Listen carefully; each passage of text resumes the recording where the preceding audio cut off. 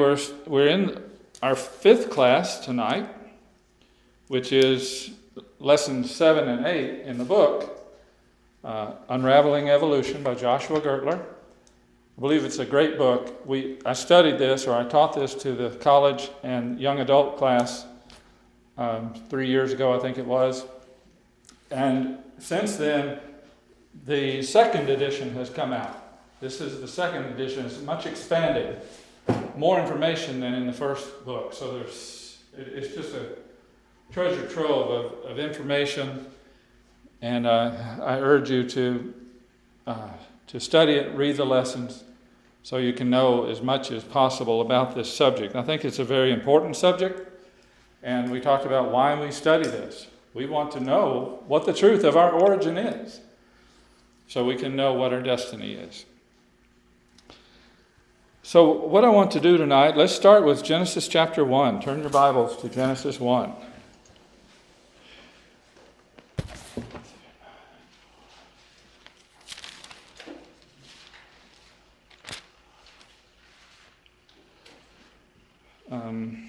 Okay. And I would like to each of you to read 4 verses. And I will start with Kaylee. And if you will, speak clearly so everybody can hear. And after Kaylee, we'll go to, I guess, Arden. Let's go across the front here, and then to Grant, and then back, and then to Hannah. Okay, so we'll go with Kaylee first. 4 verses each in Genesis chapter 1. In the beginning, God created the heavens and the earth. The earth was without form and void, and darkness was on the face of the deep. And the Spirit of God was hovering over the face of the waters. And God said, "Let there be light," and there was light. And God saw the light, that it was good, and God divided the light from the darkness. Okay, 5 through 8, Arden. And God called the light day, and the darkness he called night, and there was evening, and there was morning, one day. And God said, "Let there be an expanse in the midst of the waters, let it separate the water from the waters." God made the expanse and separated the waters which are below the expanse from the waters which were above the expanse, and it was so. God called the expanse heaven. There was an evening, and there was a morning, the second day. And God said, "Let the waters under the heavens be gathered together in one place, and let the dry land appear," and it was so. God called the dry land earth, and the waters that were gathered together he called seas, and God saw that it was good. And God said, "Let the earth sprout vegetation, plants yielding seed, and fruit, trees bearing fruit, in which is their seed according to its kind on the earth," and it was so. The earth brought forth vegetation, plants yielding seed according to their own kinds, and trees bearing fruit, in which is their seed, each according to its kind, and God saw that it was good. So the evening and the morning was the third day. And God said, "Let there be lights in the firmament of the heavens, to divide the day from the night, and let them be for signs and seasons, and for days and years. And let them be for lights in the firmament of the heavens, to give light on earth," and it was so. And God made 2 great lights, the greater light to rule the day, and the lesser to rule the night. So he made the stars also. Okay, let's start reading 3 verses. I think I did my math wrong. Matthew, if you start 17, 18, and 19, please. God set them in the firmament of the heavens to give light on each earth, and to rule over the day and over the night, and to divide the light from the darkness. And God saw that it was good. So the evening and the morning were the 4th day. Okay, Titus 20, 21, 22. Then God said, "Let the waters abound with abundance of living creatures, and let birds fly above the earth and across the face of the firmament of the heavens." So God created the sea creatures, and every living thing that moves with which the waters abounded, according to their kind, and every winged bird according to its kind. And God saw that it was good. And God blessed them, saying, "Be fruitful and multiply, and fill the waters and the seas, and let the birds multiply on the earth." There was evening, and there was morning, the 5th day. Then God said, "Let the earth bring forth living creatures after their kind, cattle and creeping things, and beasts of the earth after their kind." And it was so. God made the beasts of the earth after their kind, and the cattle after their kind, and everything that creeps on the ground after its kind, and God saw that it was good. Then God said, "Let us make man in our image, according to our likeness, and let them rule over the fish of the sea,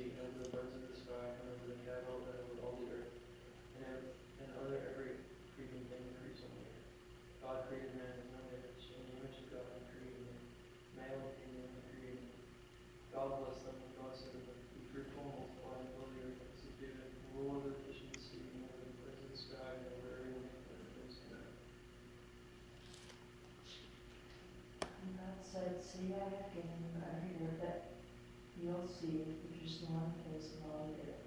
And every tree whose fruit yields seed, to you it shall be for fruit. Also to every beast of the earth, to every bird of the air, and everything that creeps on the earth, from which there is life. I have given everything herb for food. And it was so. And God saw everything that he had made, and indeed it was very good. For the evening and the morning were the sixth day. All right. As we have said before in this class, God created everything after its kind. We just read Genesis chapter 1, in which 10 times that statement is made, after its kind. That is how everything reproduces. The fact that God said that 10 times in the very first chapter of his book, you would almost think that God wanted us to know that everything reproduces after its kind. You could get that feeling or that idea that God wanted us to know that in no uncertain terms. And that is the truth. Because right in the very first chapter of God's book, he refutes evolution that was going to come. The theory of evolution that would change the world for the worse. He said, it's not true. In the very beginning of his revelation. So I wanted to take a moment to look at that and get that firmly planted in your mind. And I said last week that we'll mention the word kind like 185 times before this class is over. It's just a wild number I was just making up. But the point is, don't be surprised if you hear after its kind many times. And talking about what a kind is in the Bible, because it's a very important concept. All right, last Wednesday, we talked about, I believe it was, or was that Sunday, we talked about information theory. I believe it was in class here Wednesday night. We talked about information theory. And I realized I just kind of passed over it rather quickly, and I wanted to give it just a little bit more thought so that you can understand what I'm talking about. When I'm talking about information, we talked about DNA, and that DNA is information. It is the building block, the blueprint for every organism. From an amoeba to a plant to you and every other organism on the earth has DNA that has that blueprint that determines how you're going to look and how you're going to, how tall you're going to be and all the things that make up you. And we talked about the information theory discipline, which is, this doesn't have anything to do with evolution or creation. This has to do with information, whether it's in a book or whether it's spoken or whether it's found or disseminated in any way, information of all kinds. And Dr. Werner Gett, who kind of wrote the book on information theory, said when its progress, that is the progress of information, when its progress along the chain of events is traced backward, every piece of information leads to a mental source, the mind of the sender. Okay, that's just fact. In other words, if you read anything or see any information of any kind, it didn't just appear. You can trace it back. Well, where did that come from? Well, let's trace that back. And you find where that source, the source of that, well, where did that one come from? Well, let's trace it back more. And you continue tracing back, and eventually you'll find the source of it. The original source, which is what? A mind. The mind of the sender. That's just fact. Well, what is DNA? Information. So what does that tell us? The same thing is true. Since DNA is information, if you trace that back, you will eventually find the source of that information, the eventual source. So let's talk about you, since we're talking about DNA. Where did your DNA come from? Where did your information to make you come from? Came from your parents. Okay? Well, where did their information come from? And we're not going all the way back to the beginning yet. We're tracing. We're tracing it back. Okay, and the next step, their parents is where they got their DNA or their information from. Okay, where did they get their information from? Their parents.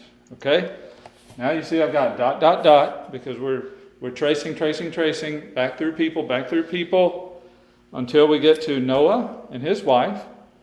Everybody in here and everybody on the earth is a descendant of Noah and his wife. So if you trace anybody's DNA back, it will eventually lead to Noah and his wife. Okay, well, where did Noah and his wife get their information? Well, if you could continue to trace theirs back, ... you will get to Adam and Eve. That's where the information came from. Well, can you continue tracing back beyond Adam and Eve? Where did they get their information from? They got their information from God, or their DNA came from God. Period. Okay, so there is the ultimate source of the information. We trace this back to the mental source, the mind of the sender. And that is God. God is the ultimate source of information. He is the ultimate source of information. Well, can we continue tracing back from God? No. That's what ultimate means. It means it cannot go any more back in history than that. He is the ultimate source of information. And I'm giving you a little tease about something that we're going to talk about later in this class when we get into the ultimate proof of creation. We're going to find that God is the ultimate standard, or our ultimate standard, or he should be. You know, in other words, you have a standard for what you believe. Well, let's trace that back. How far does it get? How far does it go? Eventually, everybody, creationist, evolutionist, agnostic, anything, is going to have an ultimate source or an ultimate standard for what they believe. And we're going to get into that, hopefully, in the later classes. Okay, so I wanted to go into that just a little bit more so you have a better understanding about DNA as far as what we're talking about, and the fact that it is information and that it has a mental, that is a source, which is God. Okay? All right, I also talked about the constant bombardment that you will hear wherever you are throughout life. Warning you now. And put together this little acronym, GAMES, just to kind of help you remember it a little bit better. The G stands for government. This is a constant bombardment of evolutionary thought and evolutionary mindset. Everything that they talk about has some kind of evolutionary source. Well, how does that affect us? Well, that affects us by the funding. The government determines where the tax money goes. And they determine what the laws are. They write the laws. Well, their laws aren't necessarily based on the Constitution. They're supposed to. They're supposed to uphold and protect and defend the Constitution. Well, it doesn't always work that way. So they make whatever laws they can get passed and get signed. And very often those laws are against teaching creation in the schools or whatever. So government is a source of the constant bombardment of evolutionary thought. The A of games is academia, which is, of course, schools teaching evolution in the colleges and in high schools. Unless you're homeschooled or go to Athens Bible School, you will be taught evolution. Why? Because the government has written laws that you can't teach creation in schools. as though the Constitution says you can't teach creation. This isn't a constitutional class, but I'm just showing you that they go beyond their real role in making the laws. And academia is controlled by evolution, especially the college and universities. In fact, you cannot get into college, most colleges, as a teacher or professor if you even believe in creation. We could talk about that more. I have a movie called Expelled. I don't know if I have it with me. Yeah. Ben Stein, y'all ever heard of this film? Well, he is a creationist, but he went and found a lot of professors who were tossed out of their school because they didn't teach creation, but they just wanted to, at least, let's discuss it. Is there something to intelligent design? And they were tossed out. So it is a true and real problem.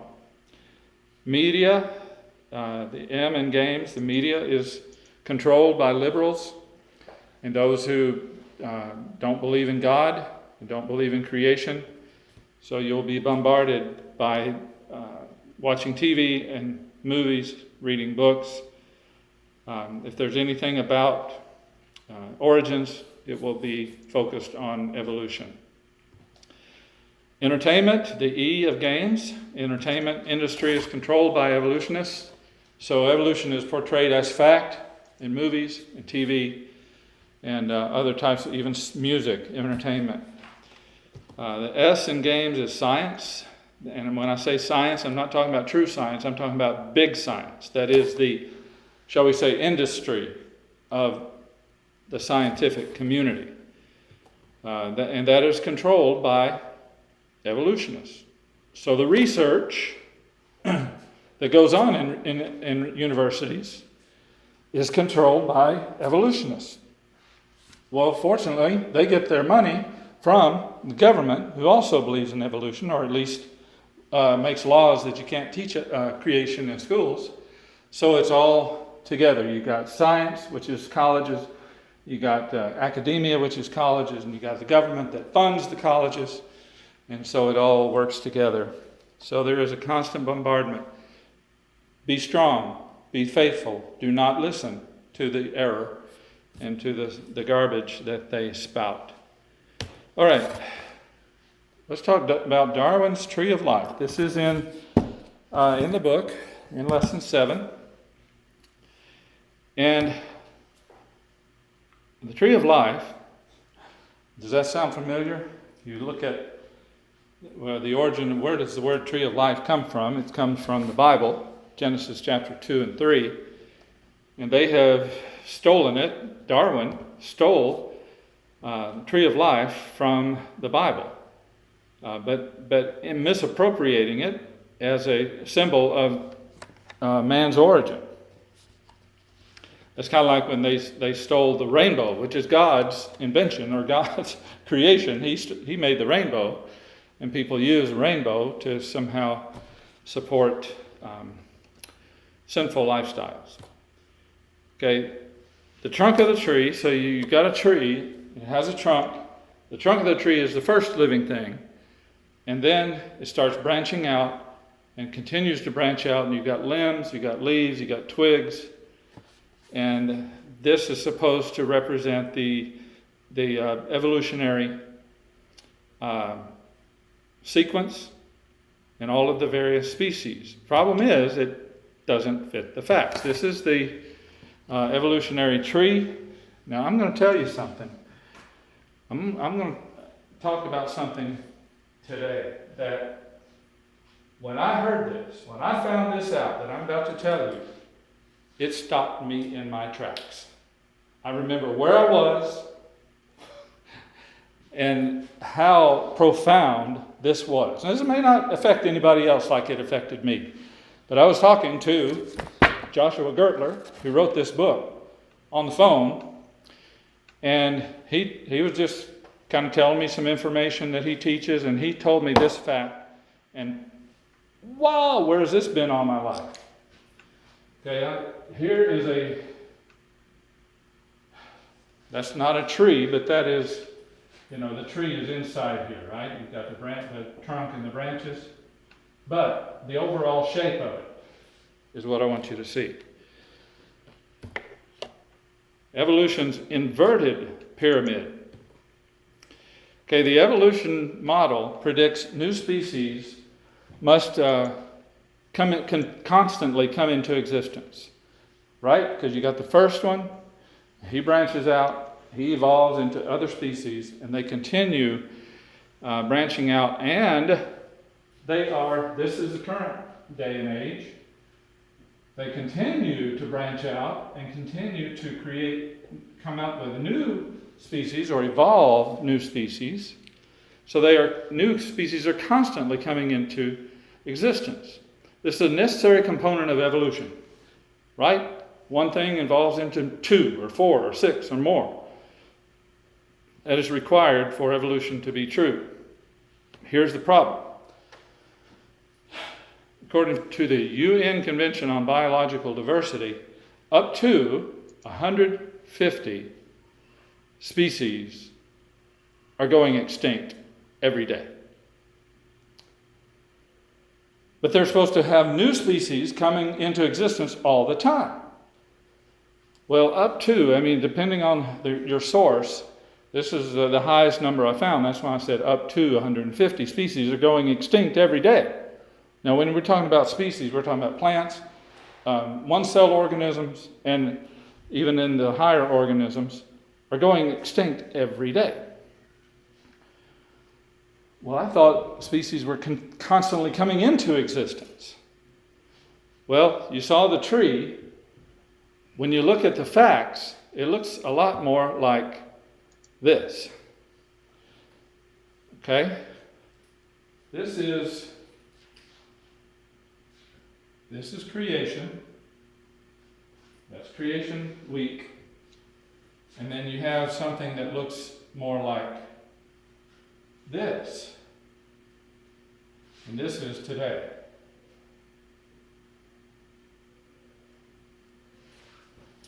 Right? Because when we look back into the fossil record, we see a lot of species that don't exist today. We are told by these people who believe in evolution that up to 150 species are going extinct every day. So there are a lot fewer species than there were in days of old. This is just the opposite. It's an inverted pyramid versus what we should find if evolution is true. That's the thing that knocked me off my feet. I was shocked at that. I knew it, but it never really came to my mind how that's just turned on its head versus what that ought to be if evolution is true. Now, this is a evolutionary tree. What they were talking about in this drawing is the Burgess Shale, which we won't get into, at least not now. But I got to looking at all of these. Okay, the red is what we do know.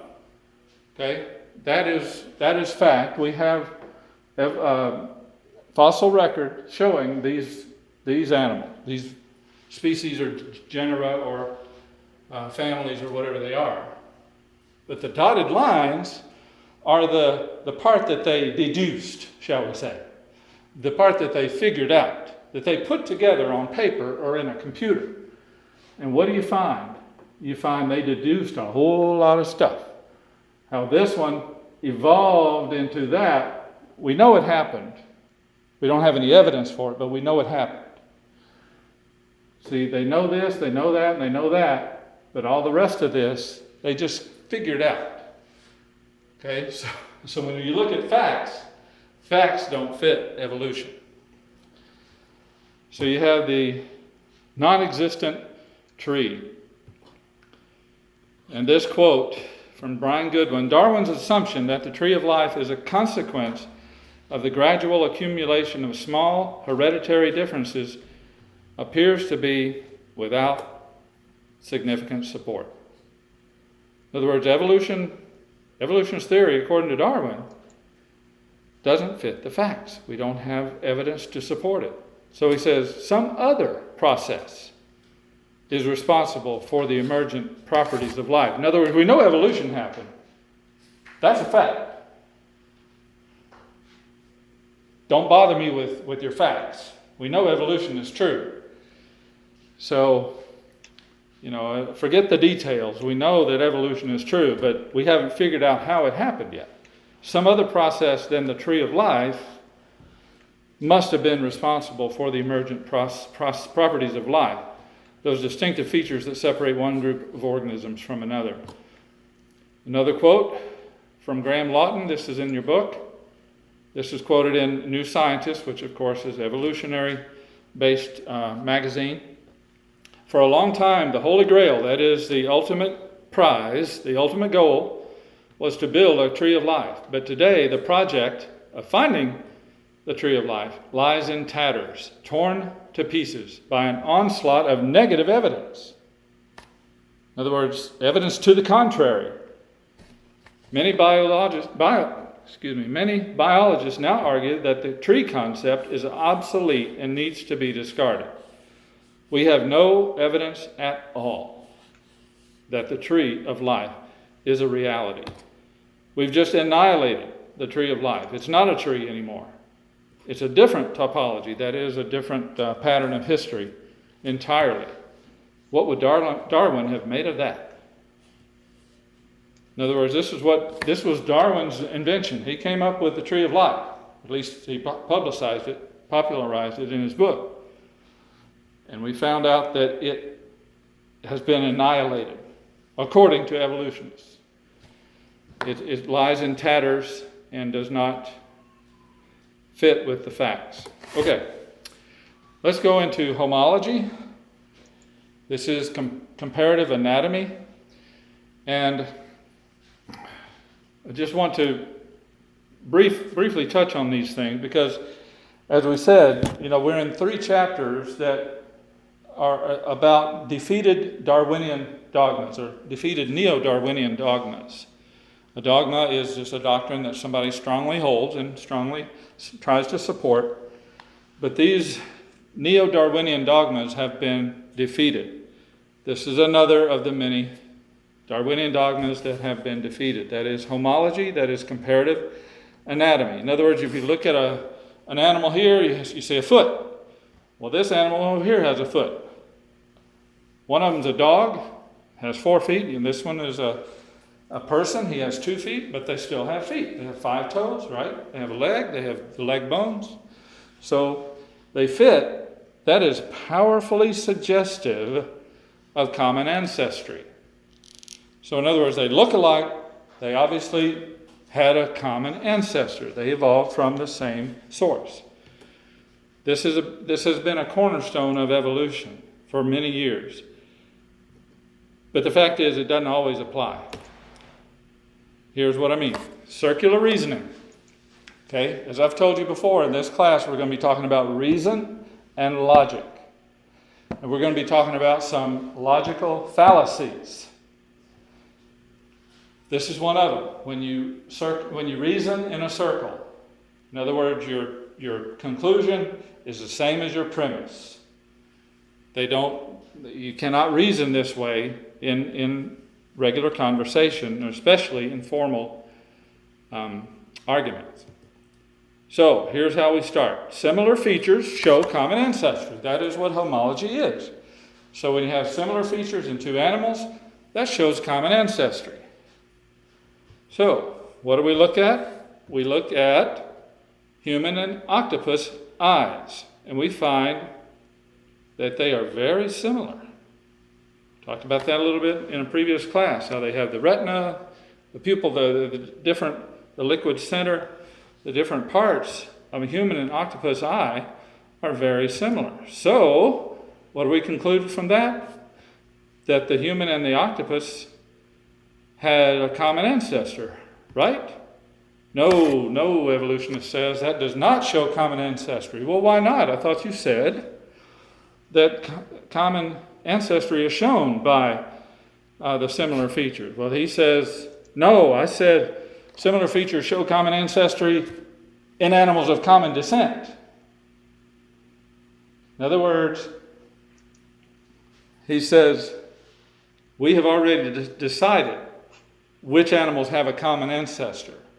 And those are the ones that homology means something in. It only proves evolution when we know evolution happened. But a human and an octopus didn't have the same evolutionary source or ancestor, so it doesn't prove common ancestry in that case. Circular reasoning works like this. Similar features show common ancestry in animals of common descent. How do we know if two animals had a common ancestor, Mr. Evolutionist? We know that if we have declared that they evolved from the same ancestor. That's how we know. In other words, we've already decided before the research begins into homology that evolution is true. In other words, this proves absolutely nothing. I'm not saying this proves creation. It doesn't prove creation. It just fits creation as well as it fits evolution. In other words, you can use this to support your doctrine just as well as they can use it to support their doctrine. It proves nothing.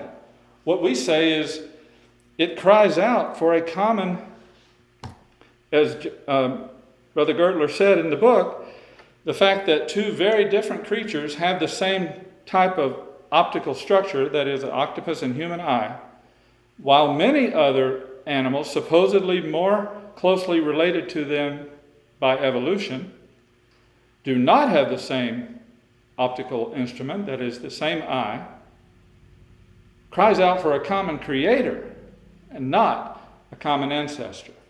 But I would not use this as a proof of creation. There's too many very strong proofs for creation that we're going to be going into. So homology certainly does not prove evolution. The peppered moth. I'm sorry, I'm going to have to kind of run through these. The peppered moth, they claim that the Industrial Revolution, when it started, Industrial Revolution, inventions of machines and faster and better types of industrial manufacturing, when all that was going on, they didn't have the environmental laws that we have now. So pollution was a big problem. They just built their smokestacks on top of their buildings and just spewed out the smoke all over the place without any concern about it. And pollution was a problem.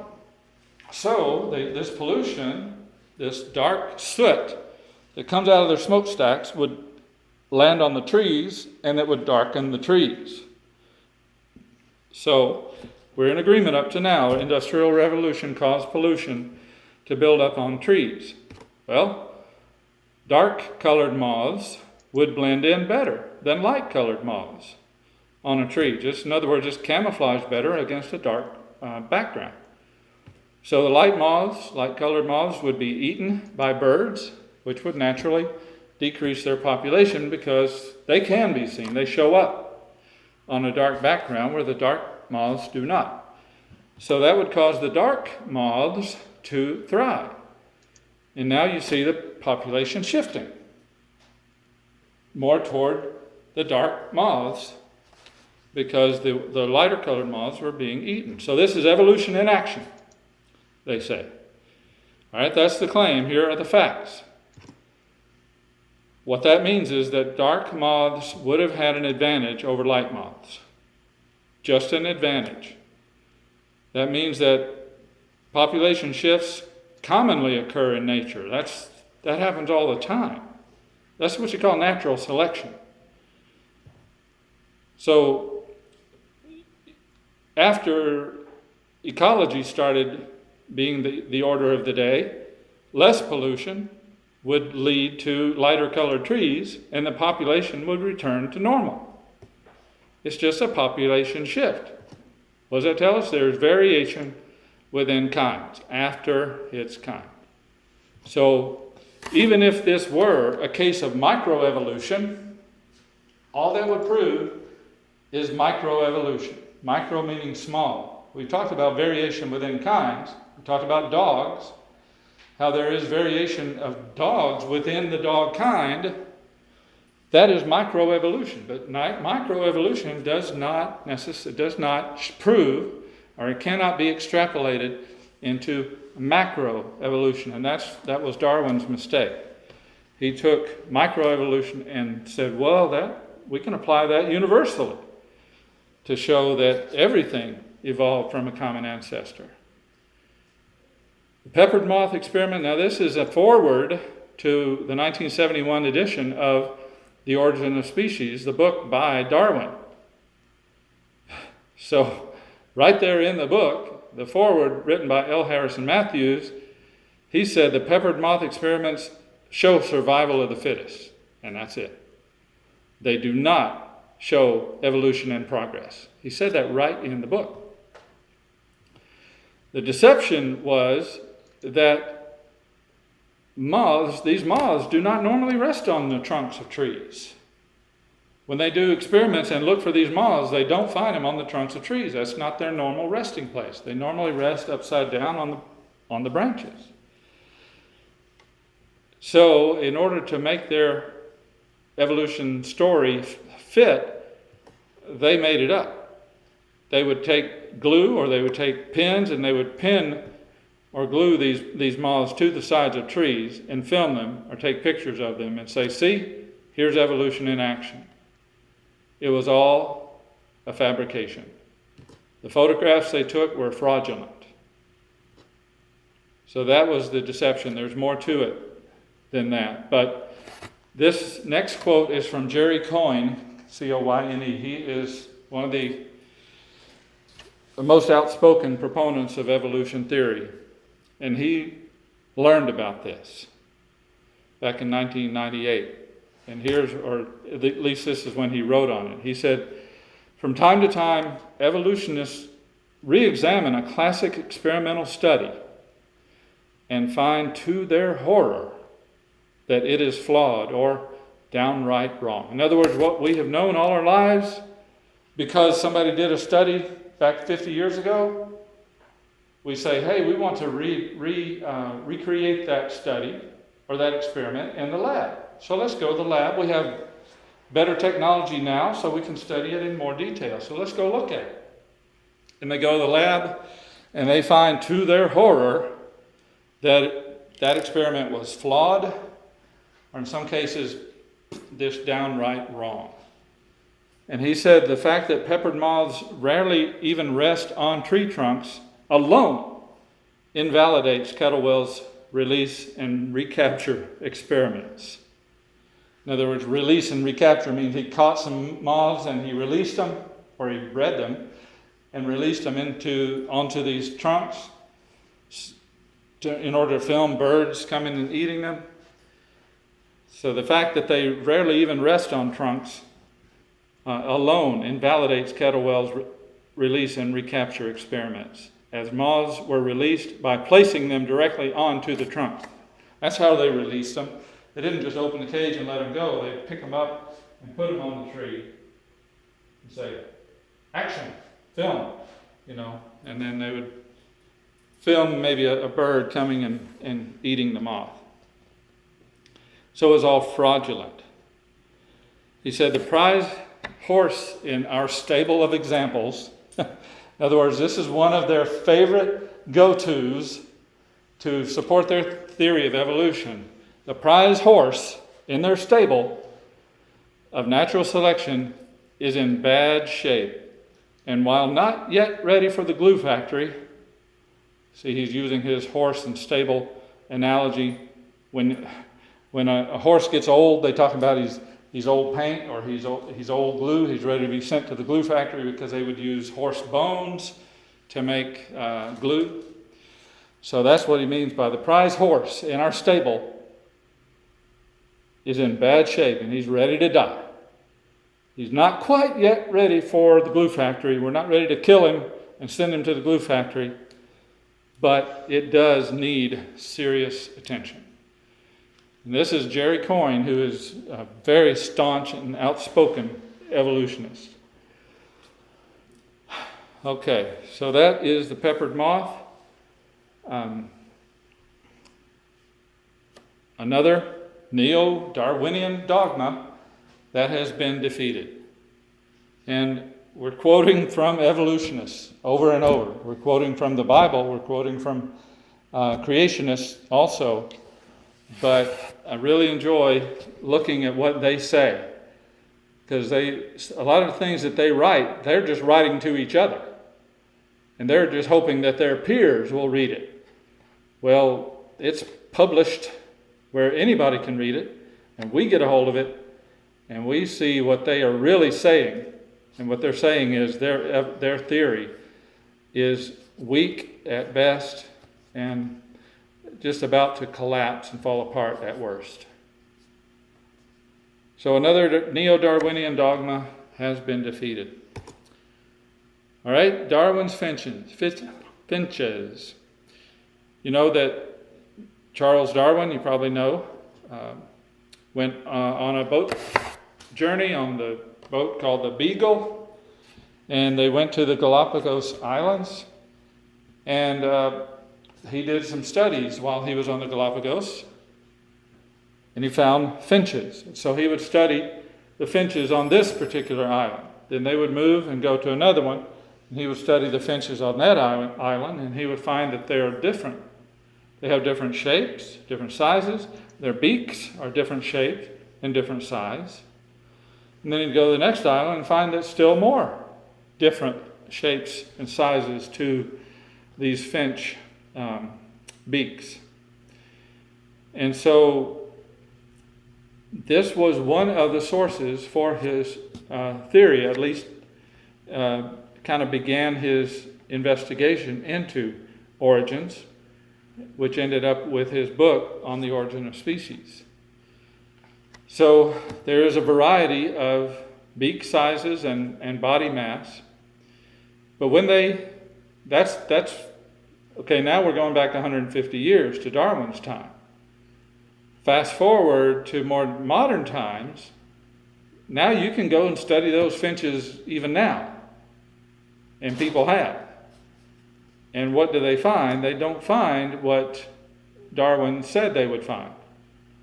It turns out, when they study them more, they find that the beaks have kind of varied back and forth over time, depending on the pressures. That is, whatever is going on, whether it's climate or weather, or whether it is different animals growing and getting bigger and eating them, or the food source changes from time to time.